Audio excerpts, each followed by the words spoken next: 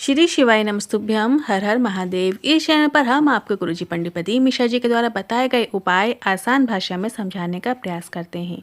इसी श्रृंखला में कल है 13 दिसंबर और दिन है प्रदोष का। मार्गशीर्ष माह का अंतिम प्रदोष है और इस दिन किए जाने वाले विशेष उपाय लेकर आए हैं। सर्वश्रेष्ठ उपाय हैं जिन्हें आप करके अधिक से अधिक लाभ प्राप्त कर सकते हैं। तो बढ़ते हैं पहले उपाय की ओर। यदि आपके घर में कोई भी सदस्य हो जो व्यसन में डूबा हुआ हो, गलत संगति में हो या गलत आदतों में लीन हो, नशा या जुआ जैसी आदतों में भी है और आपके समझाने पर भी समझ नहीं रहा हो, तो ऐसे में आप इस विशेष उपाय को कर सकते हैं। इस उपाय को करने के लिए आपको थोड़ी सी काली तिल की आवश्यकता होगी। काली तिल और एक कलश जल लेकर आपको शिवालय पहुंच जाना है। कल प्रदोष के दिन 13 दिसंबर के दिन आपको काली तिल उस व्यक्ति का स्मरण करते हुए और अवधूतेश्वर महादेव का नाम लेते हुए शिवलिंग पर अर्पित कर देना है। अवधूतेश्वर महादेव का नाम स्मरण करते हुए थोड़ी सी काली तिल के 4-5 दाने आपको उठा लेना है और इसके बाद एक कलश जल शिवलिंग पर अर्पित कर देना है। झोली पसार के निवेदन कीजिएगा और जो काली तिल आपने उठाकर लेकर आए हो वही काली तिल उस व्यक्ति को आपको खिला देना है। यदि वो नहीं खाता है तो आप किसी भी रूप में खाने में देकर भी उसे खिला सकते हैं। प्रदोष के प्रदोष आप इस विशेष उपाय को कीजिएगा, आपको लाभ जरूर देखने को मिलेगा। उसको नशे से घृणा होने लगेगी और जो भी उसमें बुरी आदतें हैं उससे वो दूर होने लगेगा। बढ़ते हैं अगले दूसरे उपाय की ओर। गुरुजी ने एक और विशेष उपाय बताया है जो कि प्रदोष के दिन करने वाला उपाय है। यदि घर में गृह क्लेश रहता है, मतलब छोटी छोटी बातों में लड़ाइयाँ हो जाती हैं, भाई भाई में नहीं पट रही है, सास बहू में नहीं जम रही है, या फिर किसी भी चीज़ को लेकर घर में नोकझोंक होती ही रहती है, तो ऐसे में आप इस विशेष उपाय को कर सकते हैं। आपको इस उपाय को करने के लिए थोड़ा सा देसी गाय का घी का उपयोग करना है। आपको थोड़ा सा घी ले जाकर जो शिवलिंग में माता अशोक सुंदरी का स्थान है, आप ध्यान से देखेंगे शिवलिंग में जो जलाधारी होती है उसमें बीच में जो मोटी लाइन होती है वो अशोक सुंदरी माता का स्थान है। बस वहीं पर आपको वो देसी गाय का जो आपने घी लेकर आए हो वो आपको थोड़ा सा अशोक सुंदरी माता के स्थान पर आपको लगा देना है। लगा देने के बाद लेपन कर देने के बाद आपको वहीं की थोड़ी सी जो अशोक सुंदरी माता पे आपने घी चढ़ाया है, लेपन किया है, वहीं से थोड़ा सा घी आपको प्राप्त कर लेना है और वो घी लाकर आपको अपने घर के मुख्य द्वार पर लगा देना है। छोटी सी बिंदी आपको अपने घर के मुख्य द्वार पर लगा देना है। प्रदोष के दिन यदि आपने इस उपाय को कर लिया तो घर में गृह क्लेश हो ही नहीं सकता। गुरुजी ने कहा है प्रदोष के दिन यदि आप इस उपाय को कर लेते हो तो घर में परिवार के सदस्यों के बीच मधुर संबंध देखने को मिलते हैं, स्नेह और प्रेम का वातावरण देखने को मिलता है। करते हैं प्रदोष में किए जाने वाले तीसरे विशेष उपाय की ओर। ये उपाय घर में धन संपदा को बढ़ाने के लिए किया जाता है। व्यापार व्यवसाय में आपको उन्नति देखने को मिलेगी यदि आप इस विशेष उपाय को करते हैं तो। साथ ही आपको शिव की भक्ति भी प्राप्त होती है। आपको शिव जी के प्रति लगाव और स्नेह देखने को मिलेगा।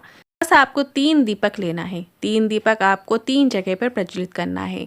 आपको प्रदोष काल के समय इस उपाय को करना है। प्रदोष काल जो शाम का समय होता है, जब सूर्य अस्त हो रहा होता है, तो उसके 45 मिनट पहले का समय और 45 मिनट बाद तक का समय प्रदोष काल कहलाता है। तो कल 13 दिसंबर के दिन प्रदोष काल में आपको इस उपाय को करना है। इस उपाय को करने के लिए आपने 3 घी के दिए बना लेना है और एक घी का दिया आपको बेलपत्री के वृक्ष के नीचे प्रज्वलित करना है। और जब आप बेलपत्री के वृक्ष के नीचे दीपक प्रज्वलित करेंगे तो उसमें आपको लंबी बाती का प्रयोग करना है। बेलपत्री के वृक्ष के नीचे हमेशा लंबी बाती का ही प्रयोग किया जाता है। आपको लंबी बाती का घी का दिया बनाना है और बेलपत्री के वृक्ष के नीचे श्री शिवाय नमस्तुभ्यम बोलते हुए प्रज्वलित कर देना है। और यदि आपको 12 ज्योतिर्लिंग के नाम भी स्मरण है तो आप 12 ज्योतिर्लिंग के नाम का भी स्मरण कर सकते हैं। तो आप 11 बार श्री शिवाय नमस्तुभ्यम मंत्र का जरूर स्मरण कीजिएगा। और इसके बाद दूसरा दिया आपको भोलेनाथ के मंदिर में प्रज्वलित करना है। आप शिवालय में जो चौखट होती है वहाँ पे भी प्रज्वलित कर सकते हैं या शिव जी के सामने भी वो दीपक प्रज्वलित कर सकते हैं। पर ध्यान रखिए इसमें जो बाती का प्रयोग करोगे आप उसमें आपको गोल बाती का प्रयोग करना है। गोल बाती का घी का दिया प्रज्वलित कर देना है और श्री शिवाय नमस्तुभ्यम मंत्र का स्मरण करना है। अब बचा आपके पास तीसरा दिया। तो जो तीसरा दिया है वो आपको अपने घर के मुख्य द्वार पे राइट हैंड साइड में प्रज्वलित करना है। घर में राइट हैंड साइड में आपको लंबी बाती का घी का दिया प्रज्वलित करना है। इससे आपके घर में लक्ष्मी की आवक होती है। जो प्रदोष काल का समय होता है शिव जी और पार्वती जी के भ्रमण का समय होता है और जब आपके घर की चौखट पर देहरी पर वो दिया प्रज्वलित होता दिखेगा तो शिव जी की अपार कृपा आपके ऊपर होना निश्चित है। अब बढ़ते हैं अगले चौथे उपाय की ओर।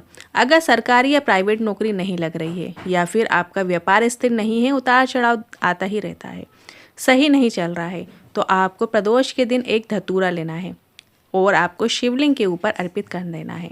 शिवलिंग के ऊपर जब आप धतूरा अर्पित करेंगे तो जो धतूरे की डंडी होती है जहाँ से भी बैठकर धतूरा अर्पित करेंगे तो उसकी डंडी आपसे ठीक विपरीत दिशा की ओर करते हुए अर्पित करना है। और जब आप धतूरा अर्पित करें तो श्री शिवाय नमस्तुभ्यम बोलें। इसके बाद अपने मन की कामना बोलें, अपने मन का भाव बोलें कि बाबा व्यापार में बहुत उतार चढ़ाव चल रहा है, आपकी जो नौकरी है वो नहीं लग रही है या सरकारी या प्राइवेट नौकरी नहीं लग रही है, तो उसके बारे में आप बाबा से बोलिए, बाबा हाथ ज़रूर थामेंगे। और कामना बोलने के बाद फिर से श्री शिवाय नमस्ते भी हम बोलिएगा। इस तरीके से आपको धतूरा अर्पित करना है। धतूरा आप जहाँ से बैठ के अर्पित करें, बस उसकी डंडी आपसे ठीक विपरीत दिशा की ओर होना चाहिए। अब बढ़ते हैं अगले 5वें उपाय की ओर। आशुतोष जी महापुराण में गुरुजी ने एक शरीर की गांठों को घोलने के लिए एक विशेष उपाय बताया था, जिसे आपको इस प्रदोष के दिन करना है। इस उपाय को करने के लिए आपको एक बेलपत्र की आवश्यकता होगी और एक कलश जल आपको लेकर शिवालय पहुंच जाना है। जब आप शिवालय पर सबसे पहले आपको एक बेलपत्र अर्पित कर देना है, जो आप बेलपत्र लेकर गए हैं। पर ध्यान रखिए, बेलपत्र आप ऐसी लीजिए, छोटी सी लीजिए, कोमल सी लीजिए। और जो बेलपत्र की डंडी है, जो डंठल है, वो आपको तोड़कर फिर बेलपत्र अर्पित करना है। और इसके बाद आपको एक कलश जल शंकर भगवान के शिवलिंग पे श्री शिवाय नमस्ते में हम बोलते हुए या नमः शिवाय या ओम नमः शिवाय मंत्र का स्मरण करते हुए अर्पित कर देना है। और जो जलाधारी से जल आ रहा है, उसे थोड़ा सा जल आपको अपने जल कलश के अंदर प्राप्त कर लेना है। इसके बाद वो जल और जो बेलपत्र आपने शिवलिंग के ऊपर अर्पित की है, उसे भी आपको श्री शिवाय नमस्ते में बोलते हुए ओष्ठी रूप में प्राप्त कर लेना है। और इसके बाद जो बेलपत्र है और जो जल है, वो आपको मंदिर के बाहर बैठ जाना है और मणिभद्र का नाम लेते हुए आपको वो जल और बेलपत्र का आचमन करना है। मणिभद्र शंकर भगवान के गण हैं और मंदिर के द्वार में विराजमान होते हैं, तो वहीं पे सामने बैठकर आपको उस जल और बेलपत्र का आचमन करना है। पर ध्यान रखिए, जब भी आप बेलपत्र का आचमन करें तो आपको सीधी बेलपत्र नहीं खाना है। सबसे पहले आपको बेलपत्र की लेफ्ट वाली पत्ती को खाना है, फिर राइट वाली पत्ती को खाना है, अंत में जो बची हुई बीच वाली पत्ती है उससे आपका आचमन कर लेना है। इस तरीके से आपको बेलपत्र औषधि रूप में प्राप्त करना है। हाँ, यदि आपको बेलपत्र क्षारीय लगती हो, आपके मुंह में छाले पड़ते हो, तो उस बेलपत्र की गोली बनाकर भी आप प्राप्त कर सकते हैं। और एक बात का ध्यान रखिएगा, जब भी आप शिवालय जाएं तो जो शिव मंदिर की जो देहरी होती है उसमें आपको कभी भी पैर नहीं रखना है। और जब भी आप मंदिर से बाहर निकलो तो उस देहरी का, उस चौखट का स्मरण जरूर करो। मतलब उस चौखट पे अपना माथा जरूर टेको या फिर अपने हाथ की 3 उंगलियों को स्पर्श करते हुए उसे अपने मस्तक पर ज़रूर लगाओ। इससे आपकी भाग्य में जो विपरीत रेखाएं चल रही होती हैं वो सीधी होना शुरू हो जाती हैं और आपकी जो समस्याएं हैं, दुख है, तकलीफ है, वो भी उसका भी निवारण होता है।